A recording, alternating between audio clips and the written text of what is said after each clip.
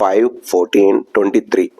అయితే ఈ 2025 వాల్యూ 9. 5కి 9కి కాంబినేషన్ మంచిది. ఇద్దరు ఫ్రెండ్స్ అన్నమాట. ఈ 1 to 9లో 5 రిప్రజెంట్ మర్క్యూరీ. అయితే మీకు ఎన్ని సంవత్సరాలు ఏ పనులు కాలేవో ఈ సంవత్సరం ఖచ్చితంగా అవుతాయి. ఎందుకంటే పేరు వాల్యూ సంఖ్య బాగుండాలి.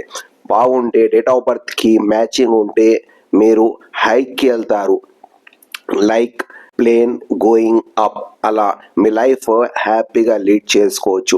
ఎందుకంటే ఈ 2025 is Mars and 5 is mercury.